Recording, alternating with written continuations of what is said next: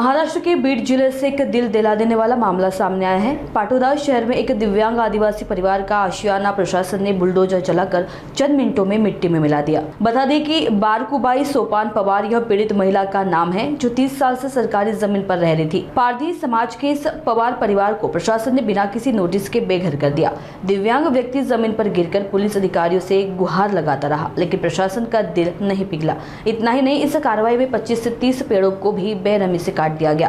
दिल को झकझोर देने वाला वीडियो अब सोशल मीडिया पर वायरल हो रहा है। इस बीच ऑल इंडिया पैंथर ने मांग की है कि जब तक पुनर्वास नहीं होता, परिवार को सरकारी विश्राम गृह में ठहराया जाए। प्रशासन और पुलिस इस मामले में चुप्पी साधे हुए है, लेकिन सवाल यही है, क्या यह न्याय है?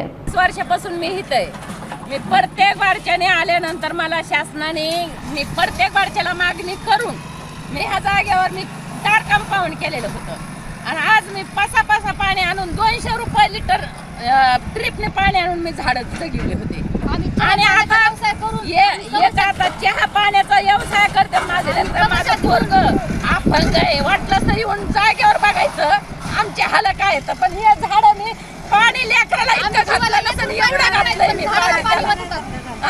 कशामुळे एवढे आमच्यावर अत्याचार, एवढा 330 गायरान आहे, त्याच्यात एक माणूस उठवला नाही ना आमचंच का पाडण्याचं 330 एकर गायरान आहे, मी त्याच्यात मी सगळा आडाखडा काढलेला आहे, मग त्यातला एक विकास काय उठवला नाही, ह्याच्यातला अतिक्रम तुम्हाला ह्या संदर्भात काय नोटीस दिली त्या का? आम्हाला ह्याची नोटीस बिटीस काय चालेली नाही, आम्हाला नोटीस नाही कुठली काय नाही नोटीस नाही ती म्हणले भाकऱ्याच्या वस्तीवर भाकऱ्याला दिले का नोटीसी, त्या भाकऱ्याच्या लोकांना नोटीस दिलेल्या एवढ्या सांगितल्या होत्या आम्हाला कसलीच नोटीस आलेली नाही। तुम्ही इथं किती झाडे लावले होते? आंब्याचे झाड मला सांगते, अजून फणसाचे झाड होते माझे, नारळाचे झाड होते। तुम्ही इथं किती दिवसापासून राहतात? 30 वर्षापासून आम्ही माझ्या लेकरं सगळी शाळा मोठे लहानाची मोठे झाले आणि आम्ही इथंच आहे। पाटोद्यामध्ये सरकारी हॉस्पिटलच्या पाठीमागे बारकू सोपान पवार या पारधी समाजाचं कुटुंब अनेक वर्षांपासून सरकारी जमिनीवरती घर करून राहत होतं, पण काल कसली नोटीस न देता त्यांचं घर उद्ध्वस्त करण्यात आलेलं आहे। पाटोद्याचे तहसीलदार आणि पोलिसांनी ही कारवाई केली। पावसाळा सुरू असताना आदिवासी समाजाच्या पारधी कुटुंबाला त्या ठिकाणी बेघर करण्यात आलेलं आहे।